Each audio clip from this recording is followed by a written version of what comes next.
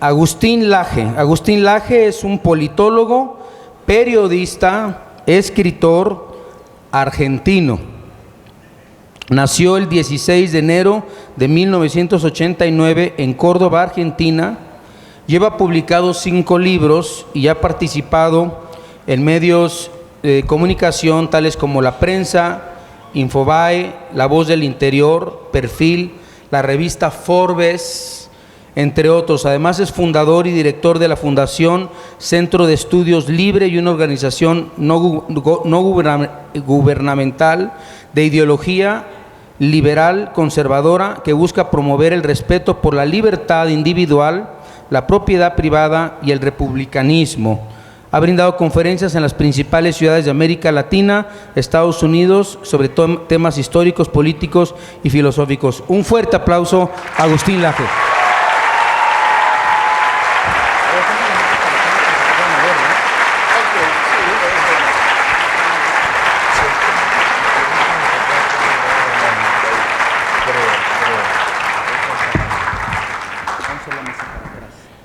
Bueno, muy buenos días a todos, muchas gracias por haber venido. Qué lindo finalizar nuestra gira en México con un auditorio colmado por ¿cuánta gente? ¿Cuánta gente tenemos acá? Más de 1000.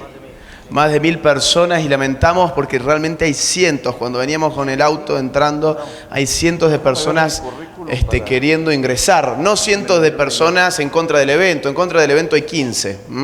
Hay 15 personas. Hay cientos de personas queriendo entrar a este evento.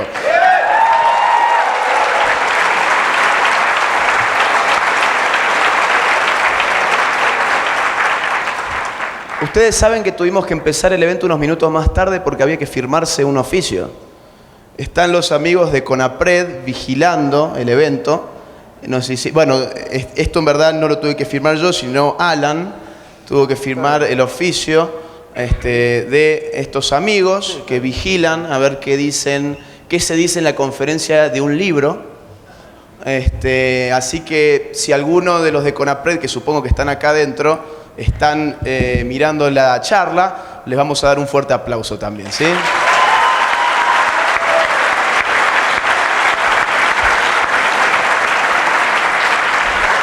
No, realmente el fuerte aplauso vale porque han sido nuestros propagandistas más enfáticos de toda la gira de México. Cada palo que ponían en la rueda en cada una de las 8 ciudades a las que fuimos en México, los auditorios después explotaban de gente, porque esta gente de CONAPRED, yo la verdad que no sé, digamos, cuántos gramos de materia gris tienen, pero no se dan cuenta que censurar un evento genera interés en el evento. Y en un mundo donde en las redes sociales te comunicas de forma instantánea, cambiamos el lugar de un momento a otro y se acabó. Entonces a los amigos de CONAPRED realmente toda nuestra gratitud. Si hubiésemos tenido que pagar por el marketing de la publicidad que ellos nos hicieron, tendríamos que estar pensando en cientos de miles de dólares. Y esto nos salió completamente gratis gracias a los amigos de la CONAPRED. Así que en serio, muchas gracias.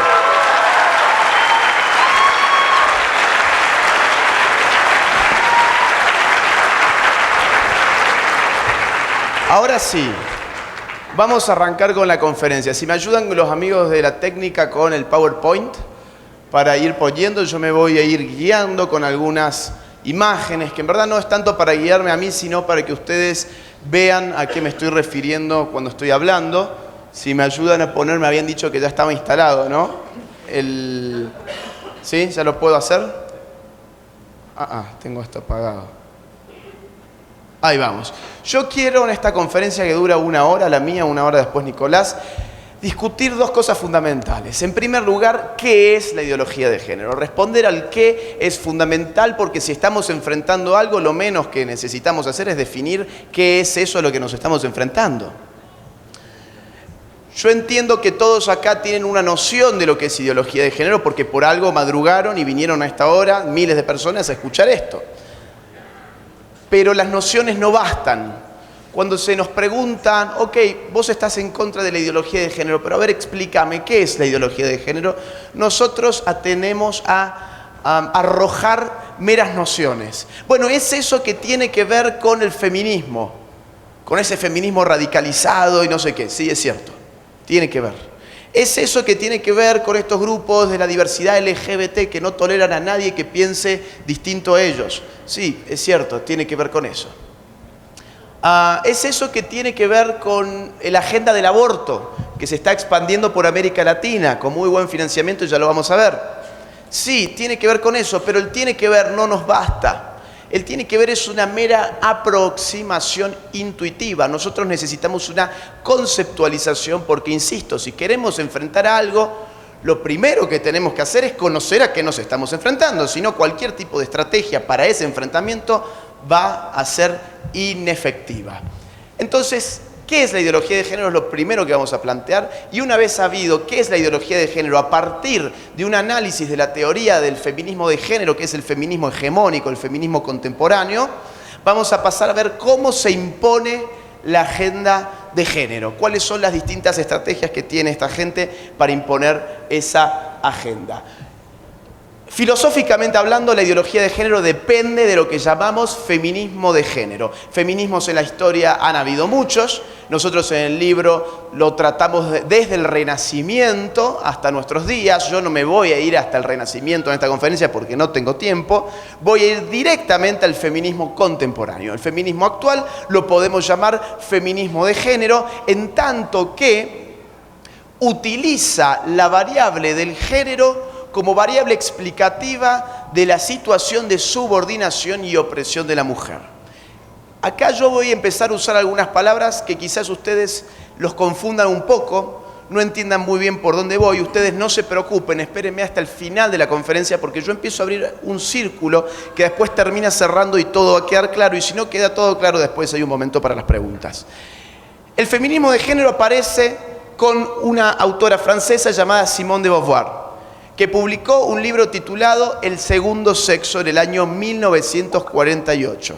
Ustedes pueden pensar, ¿qué estamos haciendo acá en el 2019 hablando de un libro de 1948? Bueno, lo cierto es que este libro es más actual hoy que cuando el libro se publicó.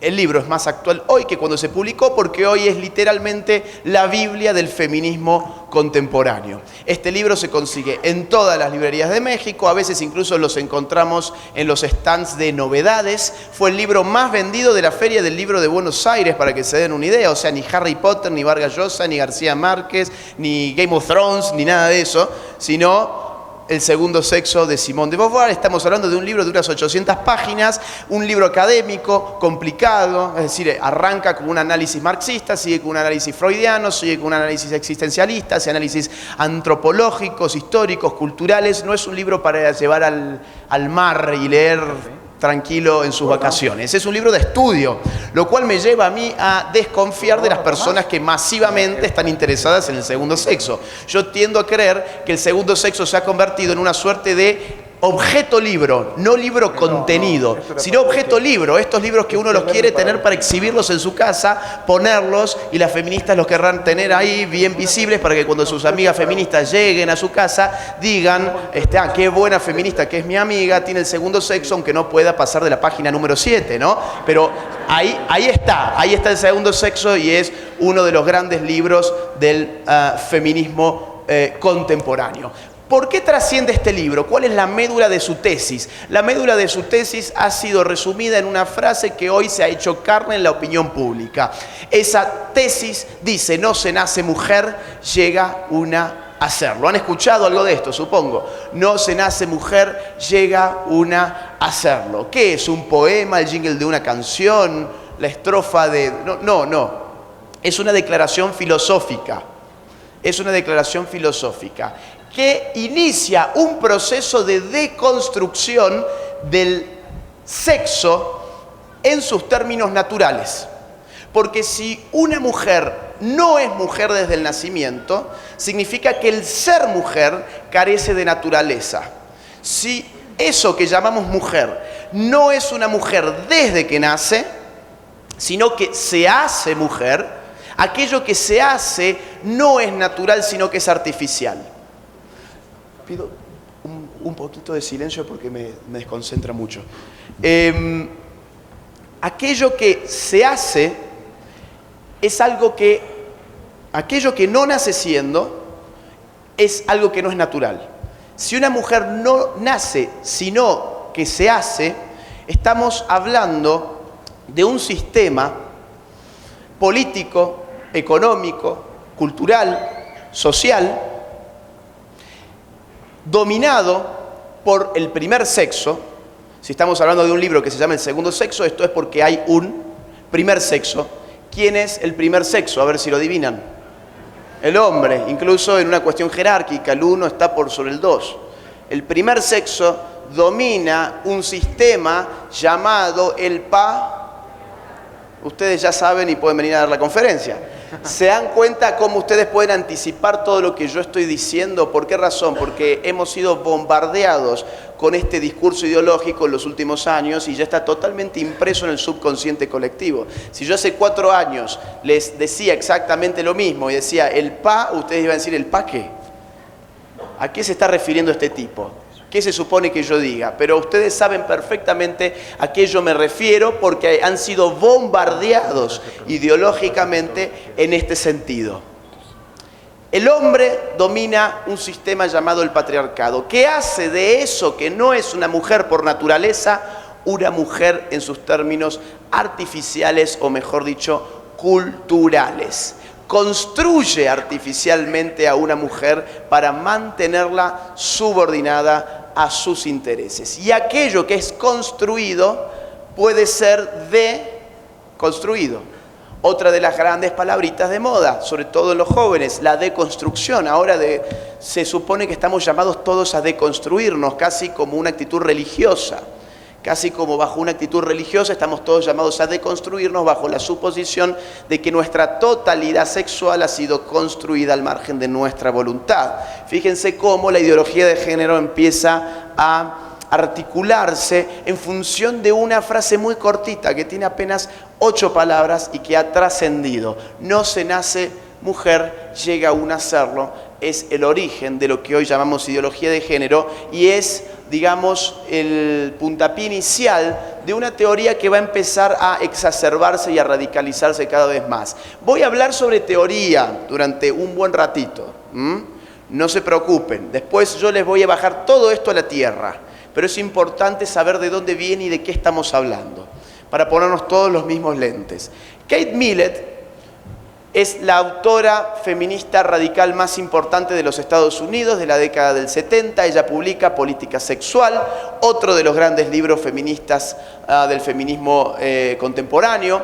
Y su libro trasciende por una frase que dice: lo personal es político. Esta frase también es cantada a coro en todas las universidades donde hay facultades de filosofía, de letras, de ciencia política, humanidades, ciencias sociales. Lo personal es político. ¿Y cuál es el problema con que lo personal sea político? Muchos problemas. Porque ustedes son todas personas. Ustedes tienen una multiplicidad de asuntos personales. Esa multiplicidad de asuntos personales, si lo personal es político, se vuelven materia de intervención de los políticos. El político es el que maneja las palancas de esa organización autoritaria que llamamos Estado, que se ocupa ¿de qué? De la política. Asumir como sociedad que nuestros asuntos personales son asuntos políticos, porque lo personal es político, implica abrir una puerta de intervención del político sobre nuestra propia vida personal. Las relaciones de familia, por ejemplo, la relación de un esposo con su esposa, de un novio con su novia, de un padre con un hijo, de una madre con su hijo, al ser relaciones personales y lo personal es político, se vuelven relaciones políticas. Luego son relaciones que no ocupan sencillamente a esos padres, sino que ocupan al Estado. Se los estoy bajando ahora a la tierra. ¿Qué es eso? Con mis hijos no te metas. Lo que pasó en Querétaro hace una semana.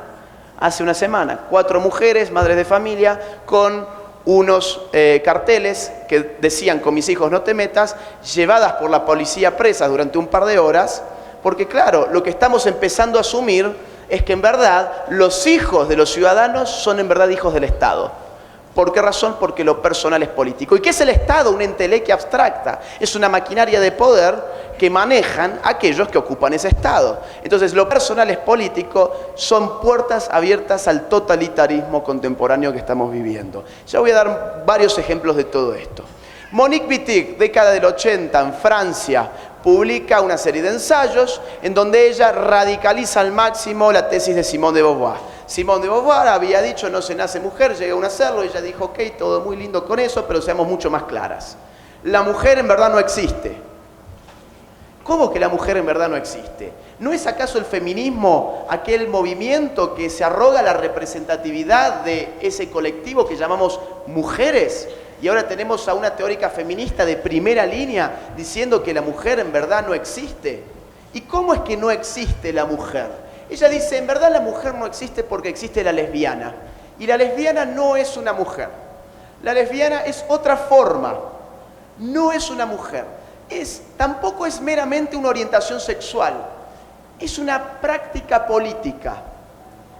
El lesbianismo no es simplemente, dice Monique Wittig, una orientación sexual, sino que es además una práctica política en la medida en que viene a subvertir, viene a contradecir el binarismo sexual con el cual hemos sido adoctrinados. ¿Qué es binarismo sexual? Dos. Hombre, mujer. Pero tenemos un 3, la lesbiana, que no es ni un hombre ni es una mujer, según esta teoría. Y ustedes piensan, bueno, ok, esto es una teoría ridícula. Sí, lo es. La lesbiana es una mujer como una mujer heterosexual. Simplemente tiene una orientación sexual hacia otras mujeres, punto final. Ahora bien, ese 3 abrió las puertas ¿a qué cosa? A la multiplicidad de las formas sexuales que hoy llega a más de 110 según la ONU. La cantidad de géneros que hoy reconoce la ONU son más de 110 y arrancamos con un 3 para subvertir el 2. Ustedes pueden insistir, sin embargo, ok, está bien, pero esto sigue siendo ridículo porque todos acá sabemos que las mujeres existen. Yo podría señalar una a una las mujeres del público. Todos tenemos plena conciencia en México, en Argentina y en Occidente en general, de que las mujeres existen. Yo les diría sí, pero cuidado. Nuestros estados y los organismos internacionales más importantes ya están actuando como si la mujer no existiera. Están legislando como si la mujer no tuviera ninguna naturaleza, ninguna esencia. Les voy a poner algunos ejemplos para que me crean. Ustedes verán en la pantalla a Irene Rotella. Irene Rotella es un travesti de Paraguay que representa a las mujeres en ONU Mujeres. Es decir, un señor que se autopercibe mujer, tiene todo el derecho del mundo y está muy bien que se autoperciba como quiera, aclaramos, tiene todo el derecho de autopercibirse como quiera, pero ONU Mujeres, ¿qué está haciendo al decir, ok, este travesti puede representar a todas las mujeres de su país? Está presuponiendo que las mujeres del Paraguay no tienen ninguna esencia natural. Porque cuando yo, por ejemplo, puedo ser tan mujer como la señora que está acá en la primera fila, díganme entonces cuál es la naturaleza de esa mujer. Si yo puedo ser tan mujer como ella, simplemente autopercibiéndome como una mujer. En Argentina, la justicia ha ordenado a una liga de hockey femenino a fichar a un transexual. ¿Por qué razón? Porque este transexual empezó a jugar con las mujeres de los equipos rivales se quejaron, dijeron no queremos jugar con un transexual, se nota además cuando jugamos que no estamos jugando contra una mujer. La liga lo apartó, recurrió a la justicia argentina. La justicia argentina dijo tenemos una ley de identidad de género, que ustedes también la tienen, tenemos una ley de identidad de género que dice que todo aquel es aquello que autopercibe ser. Entonces, si él autopercibe ser ella, ella pasa a ser ella, y si ella es ella puede jugar al hockey con las mujeres. Así que han ordenado que vuelva a jugar a la liga de hockey con mujeres, aunque las mujeres de los equipos rivales no quieran hacerlo. Esto no es propio de la Argentina, está pasando en todas partes. Un adolescente transexual gana una competición de atletismo en la categoría femenina. Esto fue en los Estados Unidos. Un hombre transgénero campeona de levantamiento de peso en Australia. De triunfar en el balonmano masculino a jugar al fútbol femenino australiano. Quienes tengan buena vista, yo sé que no se ve muy bien, pero quienes tengan buena vista podrán confirmar que en este caso no hizo ni el más mínimo esfuerzo en parecerse a una mujer. Directamente con una peluquita se fue a jugar al fútbol con las chicas. Vamos a hacer un experimento social. ¿Quieren? Muy cortito, muy fácil. Necesito que todos participen, no sean tímidos. Ángela Ponce, Miss España. Levante la mano quien ha escuchado algo, por lo menos, o reconoce este nombre. Ángela Ponce, Miss España, y déjela arriba, por favor. Déjela arriba, sean sinceros, mírense entre ustedes, mírense para atrás. Tenemos un 95% por lo menos del salón de gente, ahora sí abajo. Un 95% del salón de la gente sabe quién es Ángela Ponce, Miss España. Ahora yo les pregunto, levante la mano quien conoce el nombre de la persona, de la chica que ganó en Miss Universo. ¿Quién conoce el nombre de aquella señorita que ganó Miss Universo? Levante la mano. 1, 2. Vamos, sean 3. ¿Alguien más? 4. 5. 5. 5 personas sobre 1000 saben quién ganó el certamen. El 95% de 1000 personas saben quién es Ángela Ponce, Miss España, que no ganó el certamen. ¿Por qué se da esto? Porque todos hemos sido obligados a conocer quién es Ángela Ponce, no por lo que Ángela Ponce es, sino por lo que Ángela Ponce no es. Porque ¿qué no es Ángela Ponce? Una mujer, ese fue el chiste.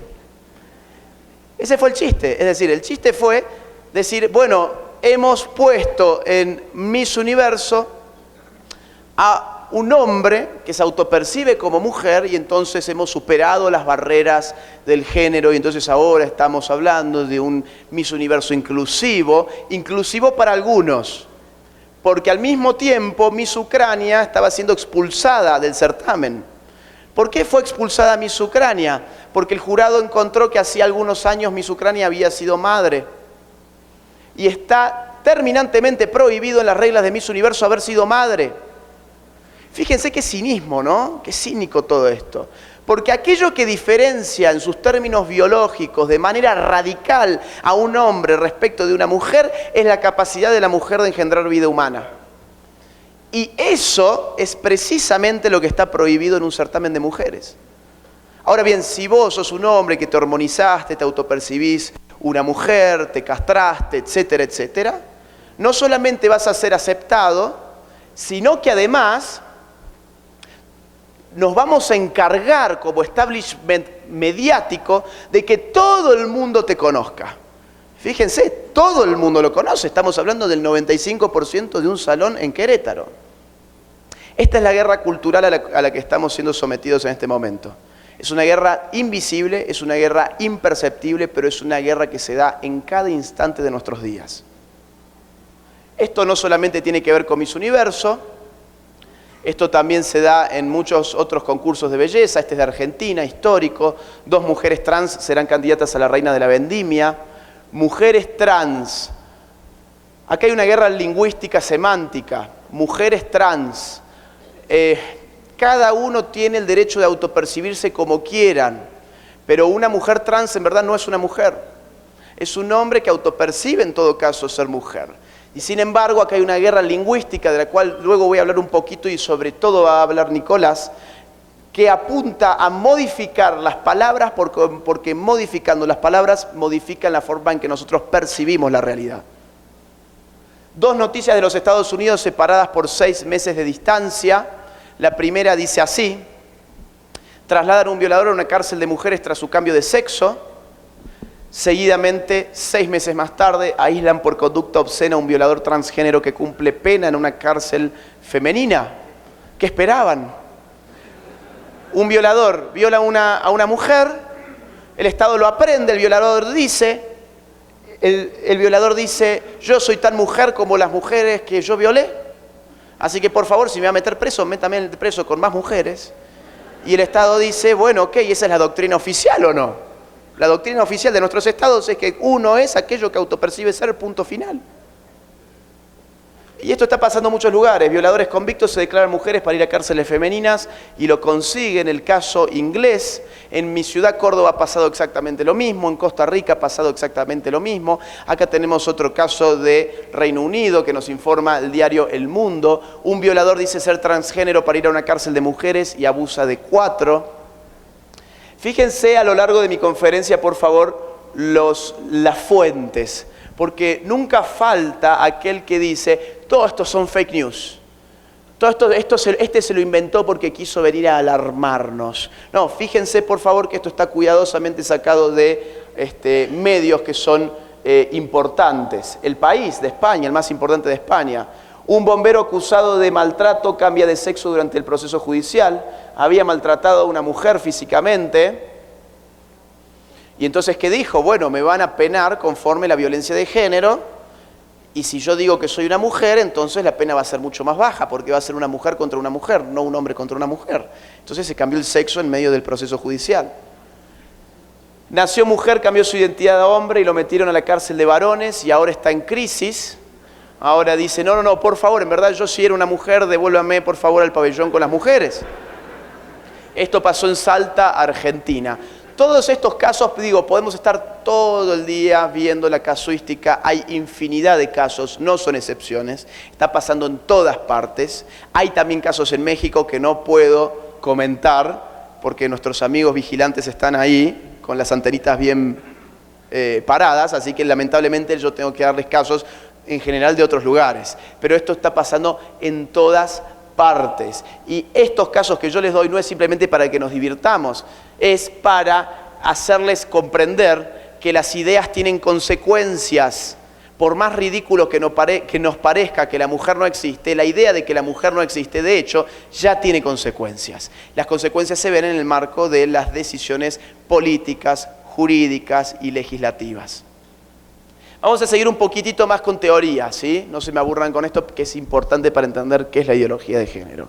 Judith Butler es la ideóloga de género más importante hasta el día de hoy. Ella es de California, publica en la década del 90 El género en disputa, se puede conseguir también en cualquier librería de México. Estuvo el mismo día que nosotros estábamos siendo censurados en la Universidad La Salle, en la Ciudad de México. Ella al mismo tiempo estaba dando su conferencia en la UNAM, con todos los medios de prensa, con diputados, con senadores, se sacaban selfies con Judith Butler, la subían en sus redes, en sus twitters. Mientras tanto, la Universidad de La Salle a nosotros nos decía, por órdenes de la CONAPRED, no, lo lamentamos, pero ustedes no pueden venir a hablar acá porque el dogma es el dogma, y el dogma es este, y el dogma no se puede cuestionar. ¿Qué dice Judith Butler? Vamos a sintetizar su tesis muy escuetamente como ella misma lo hace. El sexo siempre fue género con el resultado de que la distinción entre sexo y género no existe como tal. Eso dice Judith Butler. El sexo siempre fue género con el resultado de que la distinción entre sexo y género no existe como tal. Parece un trabalenguas, ¿no? ¿Qué significa esto? Significa lo siguiente. Hasta ese momento se había dicho la sexualidad humana se descompone en dos grandes dimensiones. El sexo, por un lado, que corresponde a lo biológico, a lo natural de la sexualidad humana, y el género, que corresponde a lo cultural, a lo socialmente adquirido de la sexualidad humana. Claro, los seres humanos somos seres esencialmente culturales. Somos seres naturales con capacidad cultural. Diferenciamos culturalmente aquello que ya ha sido naturalmente diferenciado, porque en la distinción existe la atracción. No existe en comunidad humana alguna en la cual hombres y mujeres no elaboren estrategias de diferenciación cultural. Y esas diferenciaciones que son culturales existen y están bien. Pongo un caso, el caso del tacón, ¿no? Las mujeres tienden a usar zapatos de tacón en nuestra cultura. ¿Eso es parte del sexo o eso es parte del género? Eso es parte del género. ¿Por qué razón? Porque ninguna mujer nace con un zapato de taco puesto. Es parte de ciertas reglas, expresiones, etcétera, de nuestra cultura que procuran marcar la diferenciación ya dada por la naturaleza también en el terreno de la cultura. Eso hasta ahí está muy bien. Pero decir el sexo siempre fue género es decir que a la hora de hablar de sexualidad podemos prescindir y debemos prescindir por completo de la variable del sexo, lo cual significa prescindir de la idea de que nuestra sexualidad tiene condiciones naturales de existencia. ¿Por qué? Porque es el género el que nos habla de nuestras condiciones culturales de exigencia y es el género el que va a monopolizar la explicación sobre la sexualidad humana. El sexo siempre fue género, empecemos a hablar de género y dejemos de hablar de sexo. Yo creo que, bueno, acá hay una autora más que la voy a saltear, es española, Beatriz Preciado, es la más importante de Europa. Si después a alguien le interesa hablar sobre ella, en las preguntas se puede hacer alguna consulta, pero por razones de tiempo la voy a pasar, porque en verdad, se apagó la pantalla, ¿eh? Ahí está. Porque en verdad creo que con lo que hemos apuntado estamos en condiciones de definir qué es la ideología de género, a partir de la propia teoría feminista contemporánea. Yo no hablé ni del Papa, ni de la Biblia, ni de la religión, ni de la fe, ni de los pastores, ni de la iglesia, ni de nada de todo eso. Me fui directamente a ver qué piensa el feminismo de género. No se nace mujer, llega a un hacerlo, lo personal es político, la mujer no existe, el sexo siempre fue género. ¿Qué hemos ido viendo? Hemos ido viendo un proceso deconstructivo de nuestra naturaleza sexual. Hemos ido viendo cómo se ha ido radicalizando una ideología según la cual nuestra naturaleza no tiene nada para decirnos en términos de nuestra sexualidad, sino que nuestra sexualidad puede ser reducida a una única variable explicativa, que es la variable cultural del género. Entonces, en una oración, ¿qué es la ideología de género? Es un conjunto de ideas anticientíficas que con propósitos políticos autoritarios desarraigan de la sexualidad humana su naturaleza y la explican exclusivamente a partir de la cultura. Es un conjunto de ideas anticientíficas que con propósitos políticos autoritarios desarraigan, le quitan la raíz, desarraigan de la sexualidad humana su naturaleza y la explican exclusivamente a partir de la cultura. ¿Por qué digo que es anticientífico? Ok, por un par de cuestiones. Decir que el sexo siempre fue género y que el género nos basta para explicar la sexualidad humana implica desconsiderar los hallazgos científicos más modernos de las ciencias más rigurosas de las cuales nosotros disponemos para conocer el cuerpo humano, por empezar. Por ejemplo, la anatomía, la fisiología, la biología, la psicobiología, la embriología, la genética, las neurociencias, las medicinas en general, quedan fuera del discurso de lo sexual porque vienen a evidenciar que dependemos de condiciones naturales en términos de nuestra sexualidad. Hemos llegado a codificar cromosómicamente nuestra existencia sexual. Digo, ¿hasta dónde ha llegado la ciencia y hasta dónde ha llegado el misticismo del género? Porque después nos acusan de místicos a nosotros. Pero nosotros nos estamos respaldando en la ciencia más moderna. Pensemos en un ejemplo. A ver, no es cierto que no se nazca hombre o mujer, sino que uno llegue a serlo. Lo cierto es que uno es hombre o mujer antes de nacer y lo seguirá siendo después de la muerte. No me estoy refiriendo al más allá, no me estoy refiriendo al paraíso, no me estoy refiriendo a Dios, no me estoy refiriendo a nada de eso. Me estoy refiriendo a la materia. ¿O acaso la embriología más moderna no ha encontrado ya que los procesos de hormonización, que incluso impactan en la diferenciación de nuestros propios cerebros, ocurren por primera vez de forma intrauterina? Ya empezamos a sexualizarnos de manera intrauterina. Las hormonas que definen nuestra sexualidad empiezan a actuar dentro del vientre materno. A tal punto que podemos, en cierta instancia, tomar un ecógrafo, otro instrumento que la modernidad nos ofrece, y una mujer puede conocer, entre otras cosas, por ejemplo, de qué sexo es su hijo. ¿Y qué le va a decir un ecógrafo? Estás esperando a un niño o a una niña. Binarismo sexual. Nadie te va a decir estás esperando un LGBT. Eso, en todo caso, eso tiene que ver con las orientaciones sexuales y con las autopercepciones. Nada más. Pero el sexo tiene tanta condición natural que incluso podemos encontrarlas antes de que esa persona haya nacido. Entonces estamos frente a una ideología que es totalmente anticientífica. ¿Y por qué yo digo después de la muerte uno sigue siendo hombre o mujer? ¿Me refiero al paraíso, al más allá? No, me refiero a la corporalidad. ¿O cómo piensan ustedes que se hace cuando se encuentra una momia con 3000 años antes de Cristo, donde no tenés la más remota idea de a quién pertenece ese resto de huesos y polvo? Bueno, pero la ciencia más moderna tiene instrumentos para determinar genéticamente si están frente a un hombre o a una mujer. Es decir, la naturaleza existe nuestra sexualidad y la ideología de género viene a negar esa naturaleza que existe, de hecho, y es inevitable en nuestra sexualidad. Pero nosotros acá no somos un equipo de científicos que estemos acá 1000 personas reunidas porque estamos muy preocupados porque están atentando contra la ciencia. Nosotros estamos acá porque entendemos que esta ideología, además de ser científica, nos está afectando a nosotros. Está afectando nuestro día a día, está afectando a nuestras familias, está afectando el derecho a la vida, está confundiendo a nuestros hijos, parte desde el Estado con autoritarismo, y ese es el punto más importante. La ideología de género, el problema no es que sea anticientífica. Doctrinas anticientíficas en la vida hay un montón, y está muy bien. Tienen que ser libres de tener y pensar lo que quiera cada uno.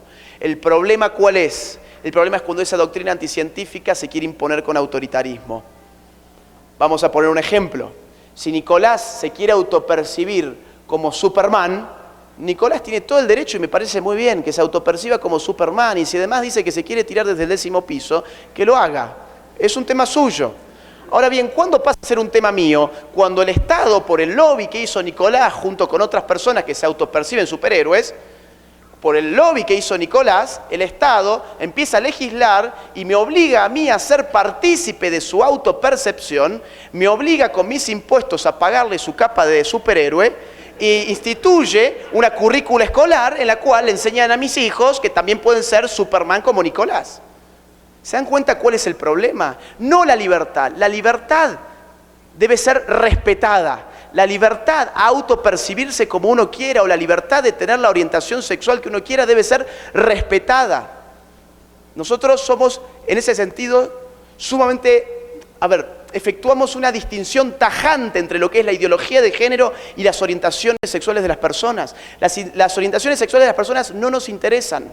Las autopercepciones de las personas no nos interesan, que las tengan, pero la ideología de género es otra cosa. Y hay muchos homosexuales que hoy están en contra de la ideología de género. Así como hay muchos heterosexuales que están a favor de la ideología de género. Yo creo incluso que hay más heterosexuales a favor de la ideología de género que homosexuales, por una cuestión de mayorías absolutas. Entonces, ¿cómo se impone la ideología de género? Es el gran dilema que tenemos ahora. Esto tiene una serie de estrategias, la vamos a ir viendo. Modificación del pensamiento a través del lenguaje. Algo dije ya. Nosotros pensamos con palabras. Traten de pensar sin palabras, no van a poder. Si yo cambio las palabras que ustedes utilizan, yo estoy cambiando la forma en que ustedes piensan. En Argentina, ya desde el Estado, financiamos un programa de televisión llamado Todes, que nos reeduca en lenguaje inclusivo.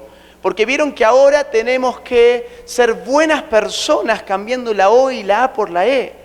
Así incluimos a todos, porque según esta ideología, cuando yo dije bienvenidos a todos, gracias por venir, yo me estaba refiriendo exclusivamente a los hombres heterosexuales.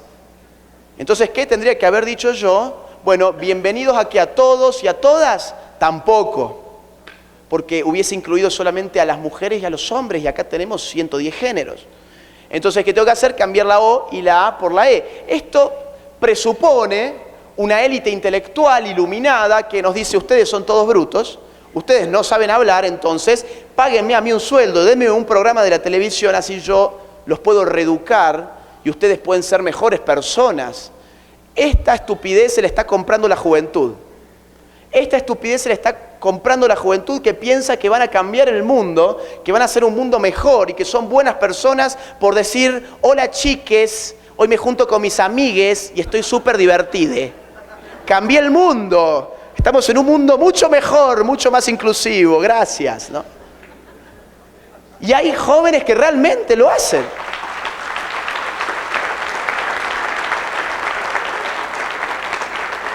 Manipular como ovejitas a los jóvenes nunca fue tan fácil como ahora. ¿Quieren incluir a la gente con el lenguaje? Aprendan braille. ¿Quieren incluir a la gente con el lenguaje? Aprendan lenguaje de señas. Cambiando la O y la A por la E no van a incluir a nadie, van a quedar como unos tontos, nada más. En Francia, el gobierno reemplazó la palabra madre y padre en los colegios por las palabras paternidad 1 y paternidad 2. El domingo pasado, ¿qué fue? ¿El día de la paternidad 1 o de la paternidad 2? Digo, porque si digo que fue el de la paternidad 1, quizás sea algo sexista también, ¿eh? Porque el 1 y el 2, el 1 está por... Siempre va a haber algún tipo de conflicto. ¿Qué subyace a todo esto? Desde los más chiquitos, enseñarles, borrando la idea de madre y padre, que simplemente estamos regidos por números, el 1 y el 2, nada más. En Canadá se aprobó una ley que castiga severamente a quienes usen pronombres de género equivocados. ¿Qué significa esto? Si nosotros estamos en Canadá, yo me autopercibo como Agustina, y alguno de ustedes me trata de él en vez de ella, ustedes ya están usando un pronombre de género equivocado respecto de mi autopercepción. Y como lo que vale no es su percepción, sino la mía, yo los puedo judicializar a ustedes y ustedes pueden terminar hasta 6 meses presos. En California pasa lo mismo, solo que no vas preso, pero tenés una multa de hasta $250.000. En Nueva York, la multa va hasta $150.000. Fíjense, insisto, los medios, ¿ok? Para que no digan que son fake news. Fíjense, no es un ofrecimiento la ideología de género. No es una invitación, no es una forma de vida, no es algo a lo cual puede adherir o disentir. Es una obligación. Y si vos no adherís a esa obligación, entonces vas a ser sancionado.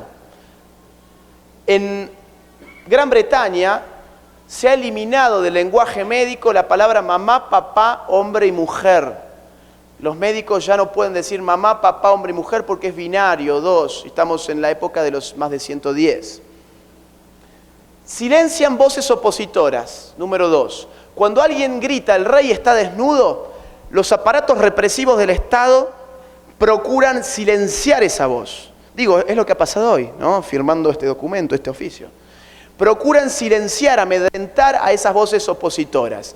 Les voy a poner algunos ejemplos. Babi Echecopar es un periodista de la Argentina, tiene un programa de radio, ha sido muy crítico con las feministas, y las feministas argentinas, créanme que son bien radicales, ¿eh?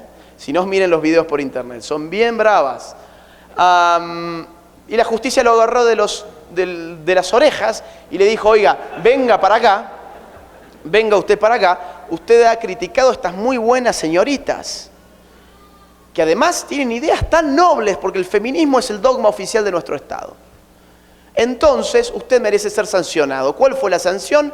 Babi Echecopar tiene que incluir, forzosamente por orden de la justicia, en su programa radial, a especialistas en género para que ellos hablen libremente en su micrófono, y su equipo y el propio locutor tienen terminantemente prohibido refutar a los especialistas en género antes, durante y después de sus intervenciones.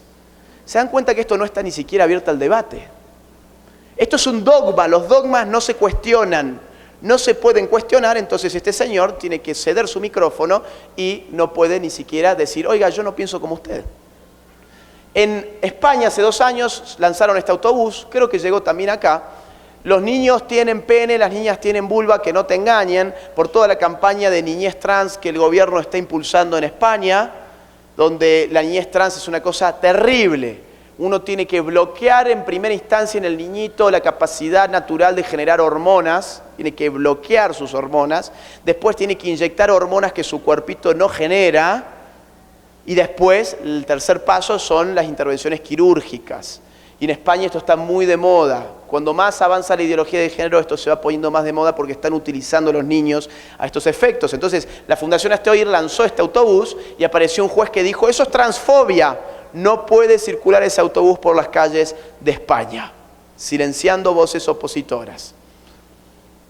Fíjense, yo estoy apagándolo, ¿no? Ahí está.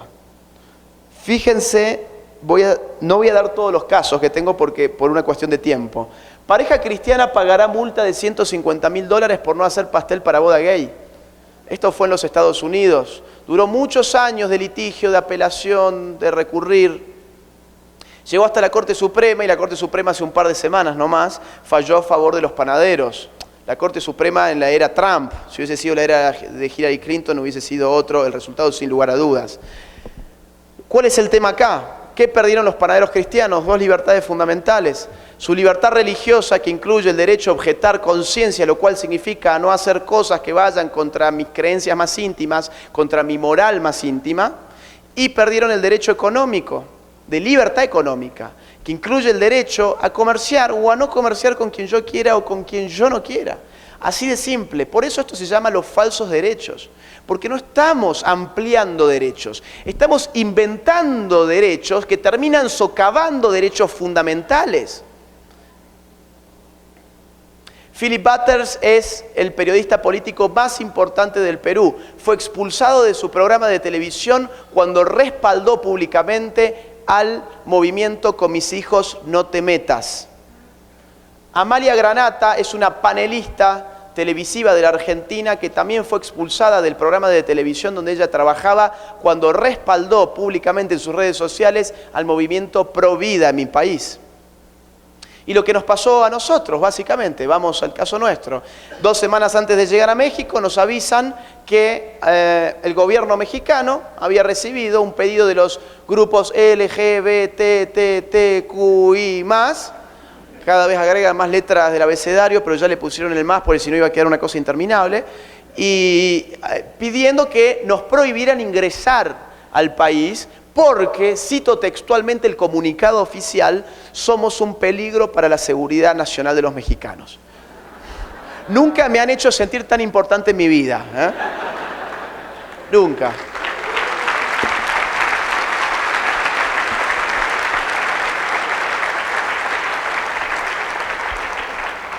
Farandulizan, bueno, eso por no hablar de todas las censuras, no viene ahora al caso, pero ayer en León 3 auditorios nos bajó la CONAPRED.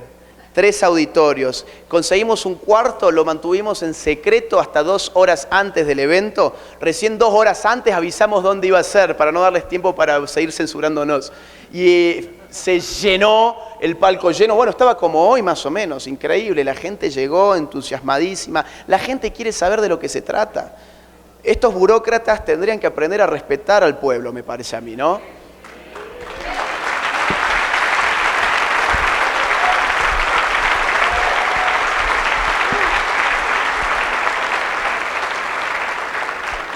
Farandulización de los debates. ¿Saben lo que es la farándula?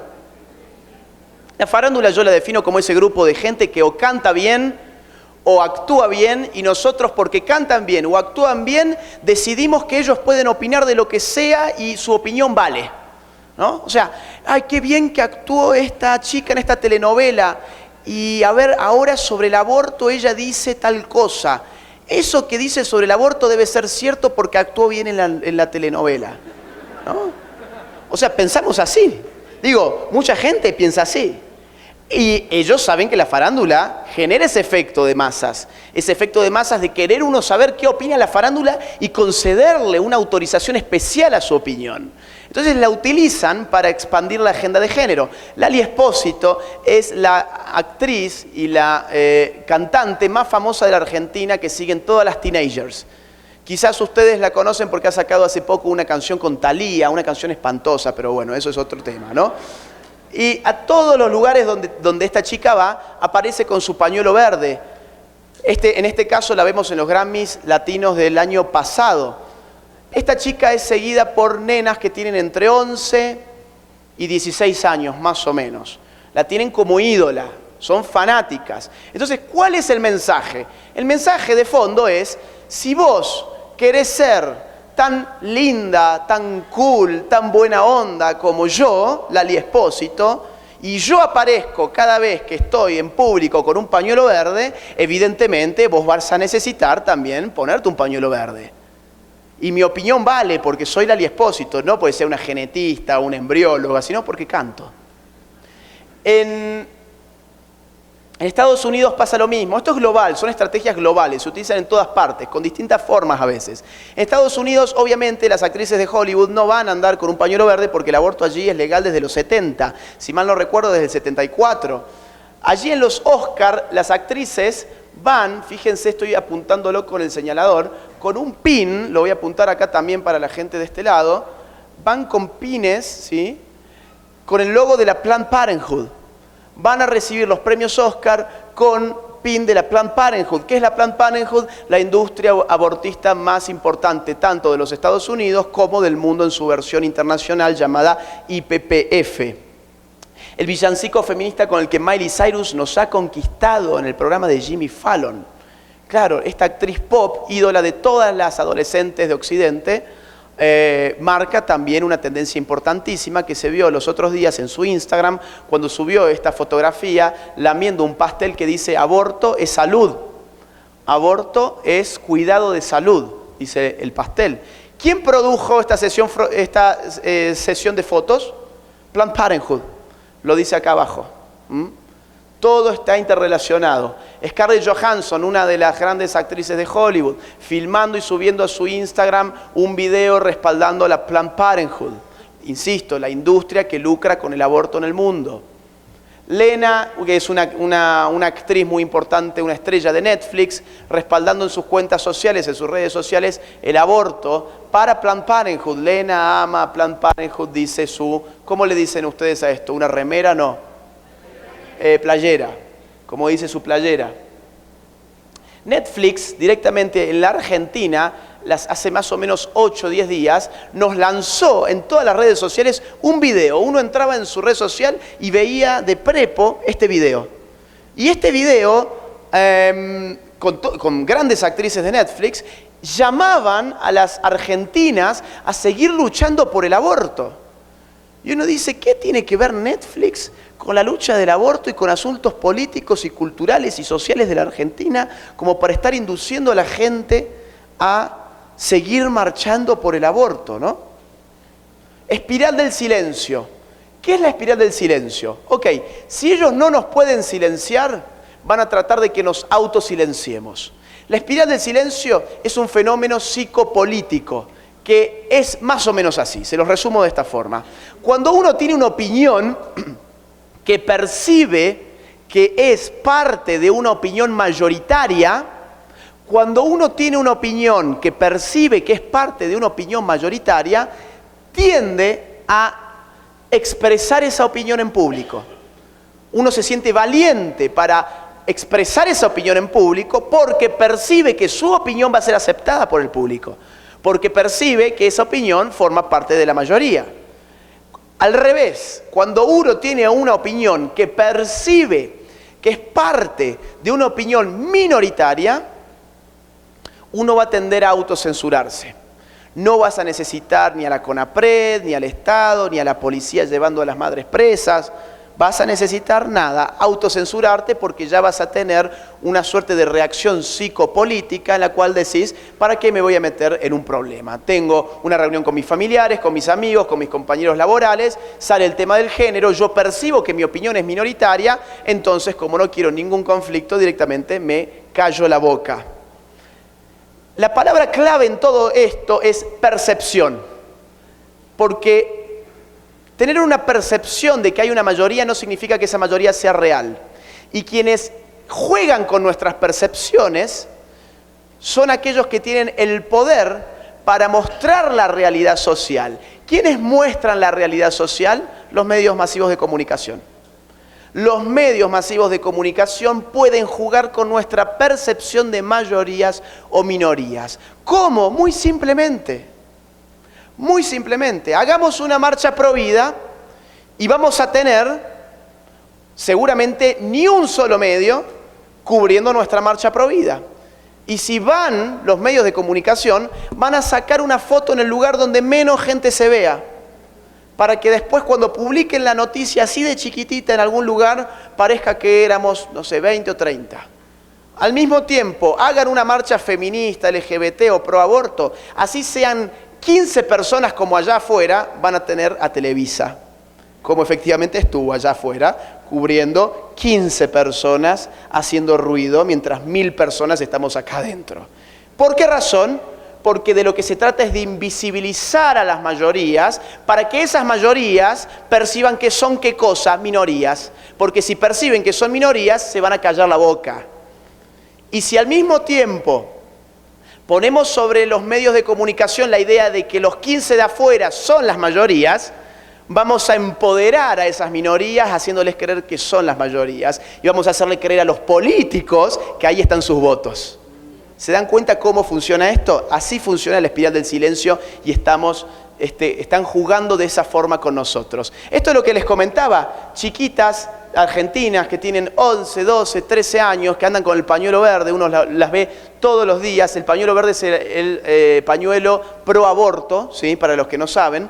Y estas chiquitas, nada, andan con el pañuelo verde por la calle, tienen 11, 12, 13 años, no saben lo que es un aborto. Yo más de una vez me freno alguna y le digo, che, esto que vos tenés ahí, ¿vos sabés lo que es un aborto? No saben ni qué responder. ¿Por qué lo usan? Porque hay una guerra cultural que les ha insulfado la idea de que para ser cool tienen que usar ese pañuelo verde. Fíjense, esta es una revista de moda de la Argentina que titula una de sus notas así: del pañuelo a la moda, el verde se apoderó de todo. Efectivamente, esto ha pasado a ser una moda. Y si no te querés sumar a la moda, la espiral del silencio te va a pegar de esta manera. Esta chica es lesbiana y es provida. Vuelvo a lo que dije anteriormente, no confundamos a la homosexualidad con la ideología de género. No estamos hablando en contra de orientaciones sexuales, estamos hablando en contra de la politización y de la instrumentalización política de la cuestión sexual, que eso es la ideología de género. Entonces, esta chica está en contra de la ideología de género, está en contra del aborto y salió a su calle, siendo lesbiana, insisto, con un pañuelo celeste que representa los movimientos pro vida. 5 feministas la agarraron, la tiraron al suelo y le reventaron la cabeza a patadas. Ella se sacó fotos con sus heridas, subió las fotos a Instagram y contó su historia. Díganme, ¿cuáles son los incentivos que esta chica tiene para volver a usar ese pañuelo celeste? Ninguno, tiene terror de usarlo. Sus amigos tienen terror de usarlo. No lo van a usar porque es peligroso hoy en Argentina andar con un pañuelo celeste. Creación y mientras tanto, una encuesta reciente ha revelado que casi 7 de cada 10 argentinas no se consideran parte de los grupos feministas, no se consideran feministas. Y sin embargo, uno prende la televisión y todo es feminismo. Es como si el 100% de la Argentina fuese feminismo. Creación artificial de conflictos. Esta agenda avanza creando conflictos inexistentes. Divide y reinarás, una máxima clásica de la ciencia política. Yo como político o como ideólogo te genero un conflicto, ¿para qué? Para después yo venderte la solución, así de simple. Yo te creo un problema y yo te lo resuelvo. 2 noticias rápidas de Europa. En Suecia el partido de izquierda propone obligar a los hombres a orinar de sentados a través de una ley. ¿Se acuerdan de lo personal es político? Era eso. La política hasta en tu retrete. ¿Cómo hacemos para saber si alguien incurre en crimen si esta ley se aprueba? A mí se me ocurre, pones un policía mirando al sueco cómo hace pis, pones una camarita que lo filme, no lo sé. No se trata de implementar esta ley, de lo que se trata es de bajar un discurso conflictivo y conflictual desde el poder hacia el pueblo, diciéndoles, oigan, hombres y mujeres están en guerra, sus conflictos incluso se reflejan a la hora de ir al baño porque el hombre lo hace de pie y la mujer lo hace sentada. El gobierno vasco busca prohibir el fútbol en los colegios por ser una actividad sexista. Dicen que va en contra de la igualdad entre los sexos. Otra vez, un conflicto que no existía, ahora existe. Y la matriz y la lógica es siempre la misma. Te vamos a liberar con las teorías del género. Das vuelta a la página y siempre está el Estado prohibiéndote una cosa nueva. Bueno, un caso de México, ¿sí? Total, esta ya es la última conferencia. A ver.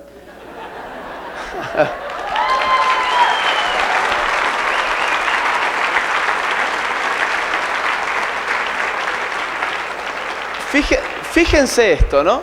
Para evitar discriminación abren baños mixtos en las escuelas. Digo, qué pocos problemas que debe tener México como para estar discutiendo a ver si los baños mixtos sí o no. Y aparte, qué pocos problemas que debe tener México para preocuparse a ver, ay, qué horror, el nene tiene que ir a un baño que tiene una formita de nene ahí arriba. Y la nena tiene que ir a un baño que tiene una formita de nena ahí arriba. Qué espanto, tenemos que cambiar eso. Tenemos que entrar todos juntos al mismo baño, ¿no? Ahora, yo quiero que ustedes sean sinceras las mujeres. ¿A ustedes les agrada la idea de que hombres se metan en sus baños? O sea, apelemos al sentido común, ¿no? Porque las ideologías se nos imponen con él.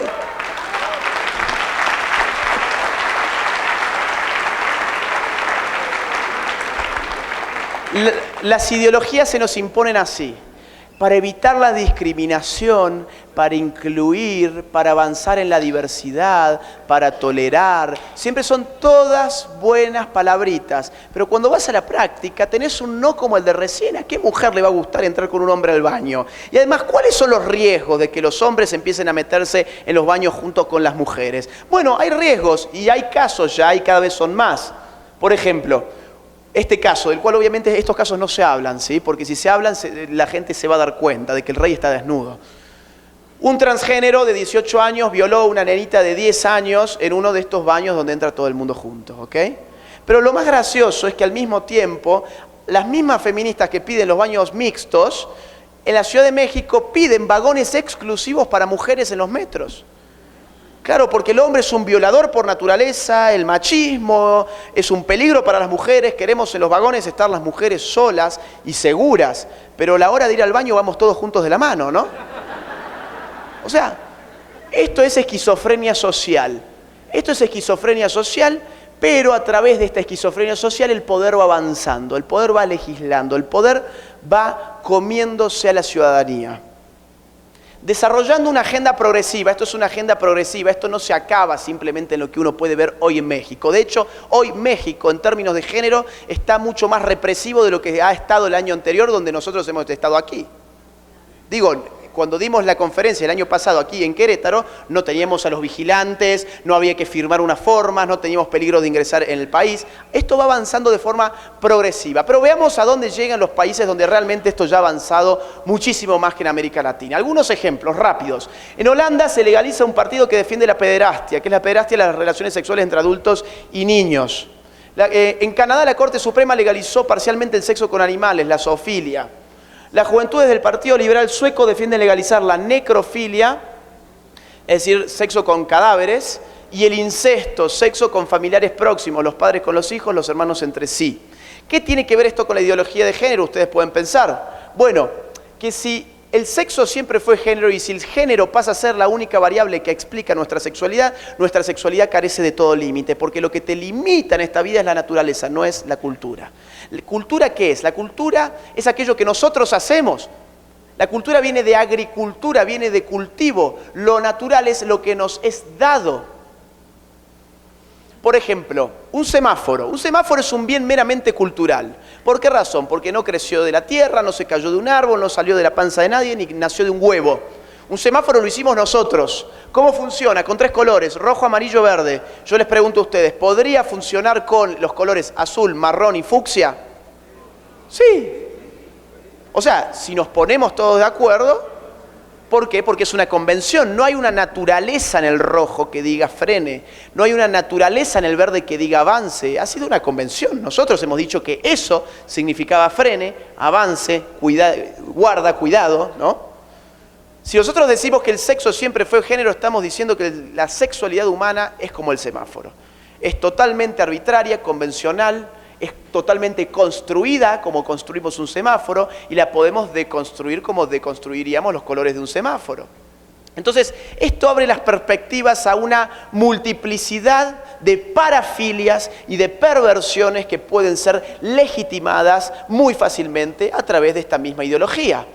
Y estos son algunos de los casos. Además, si yo hoy en México puedo autopercibirme como una mujer y a través de la ley obligarlos a todos ustedes a ser partícipes de mi autopercepción, ¿qué me quita el día de mañana no agregar que además de ser una mujer yo tengo 6 años?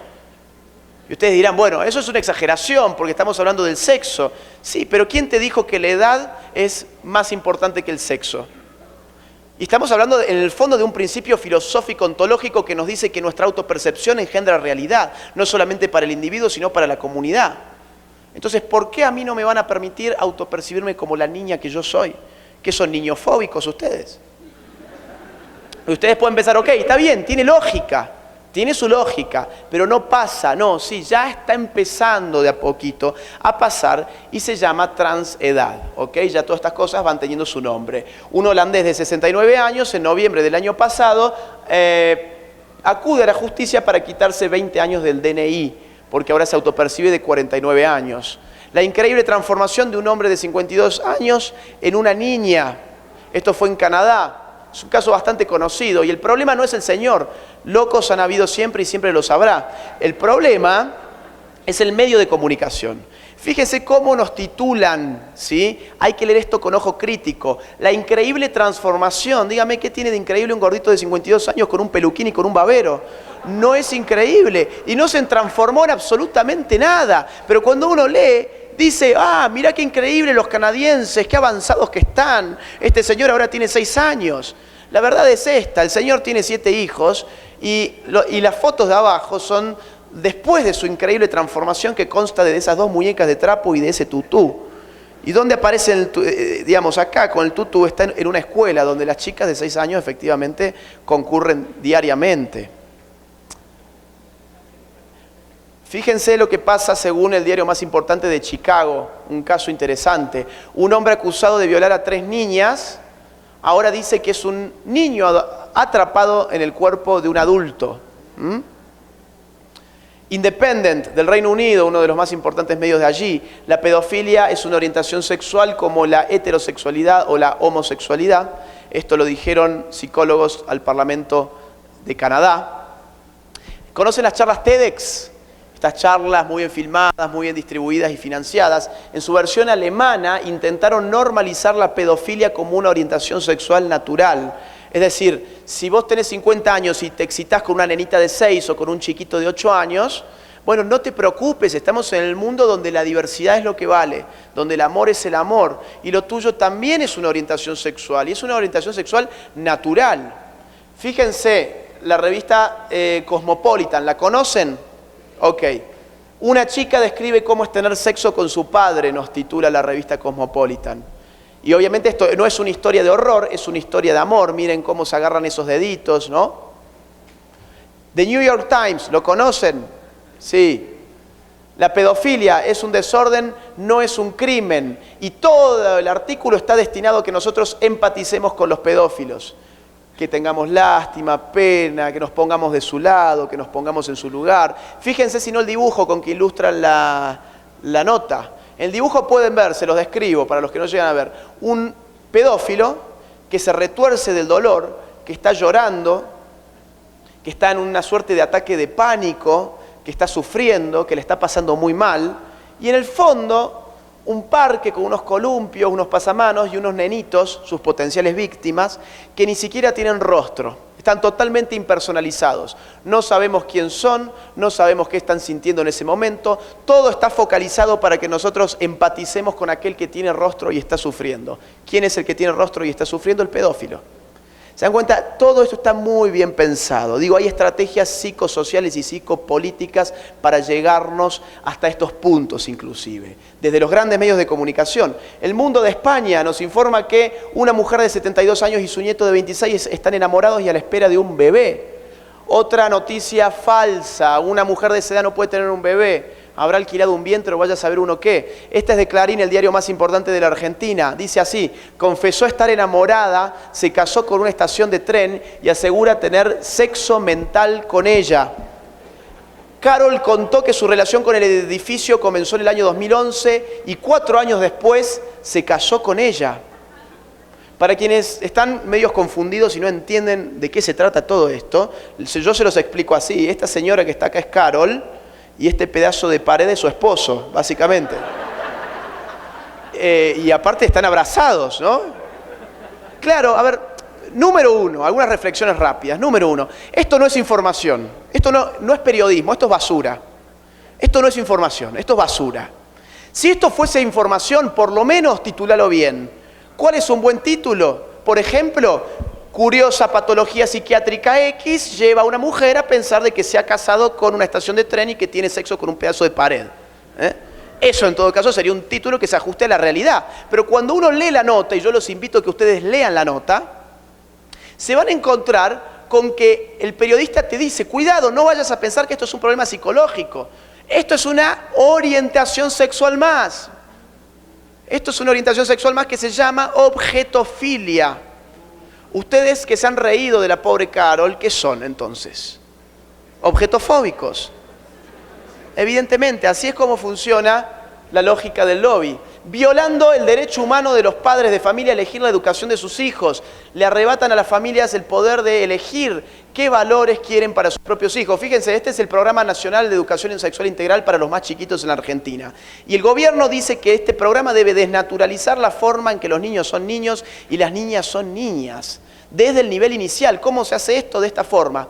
Vistamos a los niños desde los 5 años de niñas, los maquillemos, les pongamos accesorios típicamente femeninos, desde el propio jardín de infantes. Esto ya está pasando en algunos jardines de infantes de la Argentina. Fíjense, en Costa Rica la educación sexual a los niños les dice lo siguiente, esto es parte de un manual que se usa allí. Dice así, habría un nivel mesosocial en donde estarían los factores que fomentan la violencia.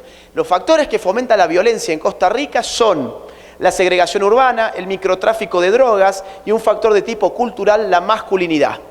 O sea, ¿qué le están diciendo a tu hijo en Costa Rica? Le están diciendo, si es varoncito, tené vergüenza de tu masculinidad, tené culpa de tu masculinidad, porque tu masculinidad es un factor importante en la determinación de la violencia en nuestro país. ¿Y qué le están diciendo a tu hija si es una nena?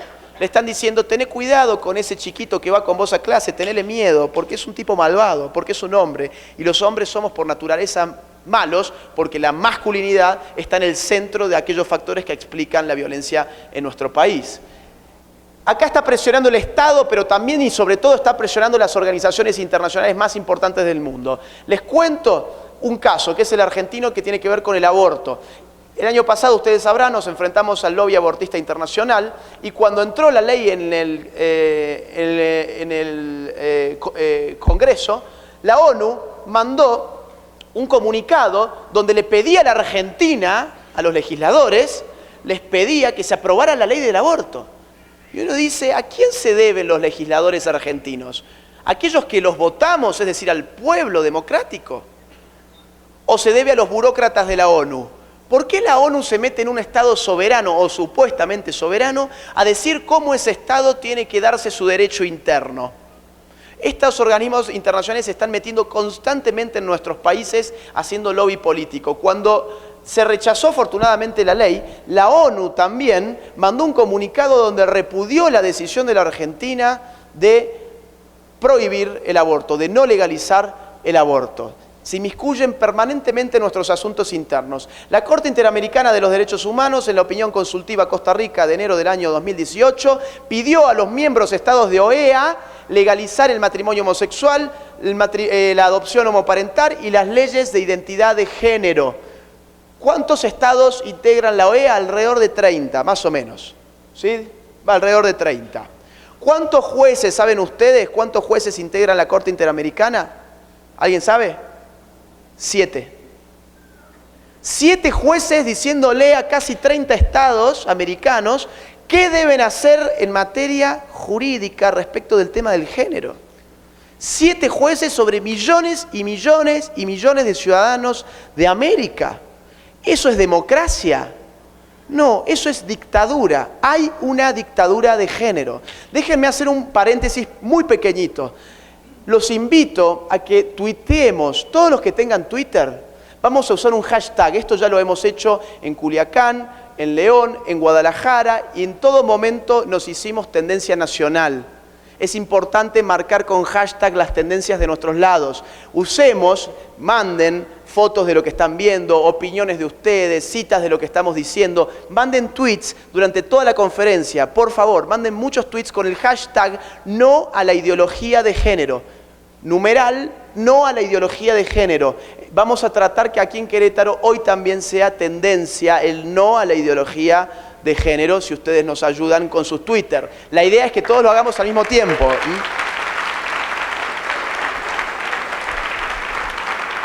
La idea es que lo hagamos al mismo tiempo y ahora, que sea ahora, vamos... Bien, financiamiento, este es el último punto, no los aburro más.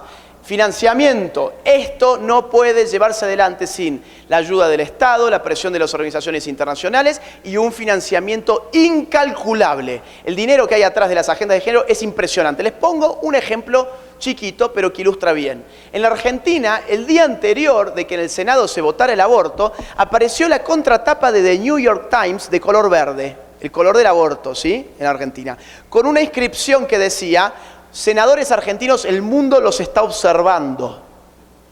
como amenazante, ¿no? Como si los senadores se debieran al mundo y no al pueblo que los elige. ¿Cuánto costó esto y quién lo pagó? Lo pagó Amnistía Internacional y costó $1 millón. Esto habla claramente de la cantidad de dinero que hay atrás. ¿Por qué? Porque capaz que pensemos $1 millón no es tanto, podemos pensar eso para estas campañas, pero hay que pensarlo de esta forma. Si yo hoy digo, les voy a regalar $1 millón al Movimiento Pro Vida de México, yo no creo que nadie sea tan tonto de decir, tenemos que pagarle a The New York Times nuestro único $1 millón para que tiña su contratapa de celeste. Ahora, si yo les digo, les regalo $900 millones para su campaña pro vida, y bueno, quizás a alguien se le ocurra, ok, vamos a destinar $1 millón para The New York Times y que aparezca la contratapa de celeste. Esto habla a las claras de la cantidad de dinero que esta gente maneja. Si se pueden dar el lujo de poner $1 millón para poner el color verde, imagínense la plata que están manejando para impulsar el aborto. Planned Parenthood puso más de $5 millones en la Argentina, legalmente, sobre la mesa. Debajo de la mesa hay que ver cuánto entró, pero sobre la mesa entraron $5 millones para financiar la campaña abortista. ¿Ustedes creen que estos son teorías de la conspiración? Entonces métanse en ippf.org, que es el sitio oficial de Planned Parenthood, y van a ver los reportes financieros y van a ver también todo el dinero que están metiendo aquí en México de las ONGs LGBT, pro aborto, feministas, para impulsar su agenda. Open Society, la fundación de George Soros, el magnate polémico del mundo porque financia todas estas agendas, financia también la agenda LGBTI. ¿Quién lo dice? ¿Yo porque soy un conspiracionista? No, lo dice su propia página web. También se pueden meter en su sitio de internet y ahí van a encontrar todo. Si no quieren ir a su sitio de internet, vayan a sus redes sociales. Twitter, por ejemplo. Dice así Open Society en Twitter: buscamos activistas jóvenes de 22 a 30 años con base en América Latina en la promoción de un proyecto de su propio diseño que imagine nuevas realidades feministas y que fomente espacios feministas más justos, inclusivos y accesibles. O sea, sos feminista en América Latina, ya sabes a dónde vas a tener que ir a pedir plata. Está ahí, te la están ofreciendo por Twitter. ¿Querés plata y sos feminista? Toca la puerta de Open Society y la vas a tener muy seguramente. Warren Buffett ha donado más de $1.200 millones a la industria del aborto. Lo mismo ha hecho Bill Gates. ¿Quién lo dice? Yo lo digo, no. Lo pueden ver en su página web oficial de su fundación que tiene con su esposa, Bill y Melinda Gates Foundation. Hace más o menos 10 días nos hemos enterado que Trudeau, el presidente de Canadá, anunció que Canadá va a donar $1.400 millones anuales, repito, $1.400 millones anuales para impulsar en el mundo la agenda de género, la agenda feminista, la agenda abortista. $1.400 millones por año. Hagamos una polla. ¿Quieren a ver cuánto juntamos acá? $100, $500, ¿cuánto podemos? ¿Cómo podemos hacer entonces nosotros? Es la última placa.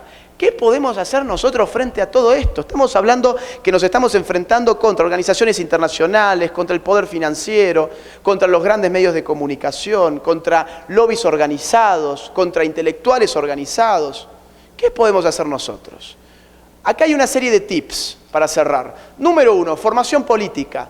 Entendamos que esto ha entrado a través de la política y solamente va a salir a través de la política. El mecanismo para enfrentarse a la ideología de género es la política. Pero para saber qué hacer con la política necesitamos saber de política. Y para saber de política tenemos que formarnos. Para empezar, por lo menos, para votar bien, mínimamente. Aprender cómo funciona el poder es lo que necesitamos hacer para saber cómo expulsar la ideología de género. Volver a la lectura. Aquellos líderes que quieran debatir estos temas públicamente, o aunque sea en sus familias, en sus grupos de amigos, en sus colegios, en sus universidades, no basta con ver el videíto de YouTube, no basta con el videíto que te llegó por WhatsApp. Está muy bien, te da argumentos y está perfecto, pero para debatir bien necesitas volver a la lectura y estudiar esto con precisión. Digo esto sobre todo para los jóvenes. Muchas veces los jóvenes me dicen, "Ay, pasa que me aburre leer".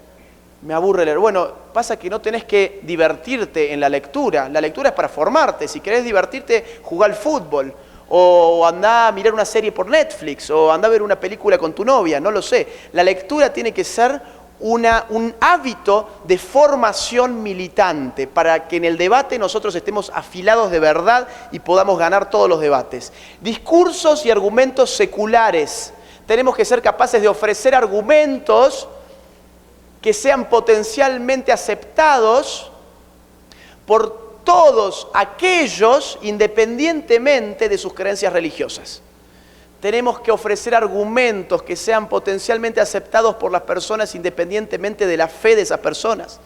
No argumentemos más desde cuestiones religiosas, bíblicas, porque ese no es el terreno donde este debate se ha establecido. Necesitamos dar argumentos de tipo secular. Rebeldía.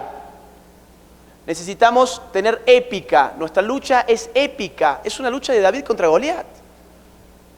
Es la lucha del pueblo contra una élite global. Es la lucha del pueblo contra minorías que están siendo financiadas por afuera, que están en complicidad con los grandes medios de masas, que reciben todo el respaldo del Estado, y el pueblo está callado.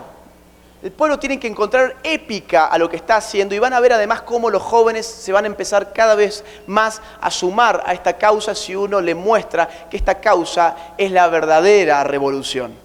Porque la revolución no es Miley Cyrus con su torta de el aborto es salud, la revolución no es Netflix, la revolución no es George Soros. Compromiso militante. El sábado tenemos una marcha pro vida. Uy, el sábado me iba a juntar con mi mejor amigo a tomar una cerveza. Uy, el sábado iba a ir al cine con mi novia. Cancelalo. Lo primero que tiene que estar en tu orden de prioridad tiene que ser apoyar a los movimientos que están dando esta lucha. Cancelá lo que tengas que hacer ese día y no solamente andá vos, militá con tus amigos, tus familiares, tus conocidos para que ellos también vayan. De hecho, esta conferencia no puede quedarse acá, tiene que salir de acá. El conocimiento que ustedes se lleven hoy tiene que salir de acá, porque si queda acá no vale la pena.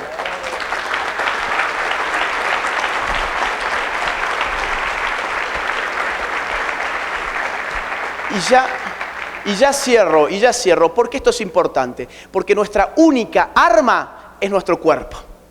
Nuestra única arma es nuestro cuerpo, que para el político significa un voto. Mi cuerpo solito en la calle como un voto no tiene poder. El pueblo de cientos de miles o de millones de personas es poder político. Si nosotros no podemos poner al pueblo en la calle que le diga a esos políticos, oiga, usted en la democracia se debe al pueblo y necesita nuestro voto para ganar, si nosotros no somos capaces de ocupar el espacio público, entonces no vamos a poder impactar sobre la opinión pública y no vamos a poder impactar sobre la política y todo va a estar perdido. Si nosotros cumplimos por lo menos estos requisitos, yo no tengo dudas de que México se va a poner de pie y va a enfrentar a la ideología de género como la ideología de género debe ser enfrentada. Muchas gracias.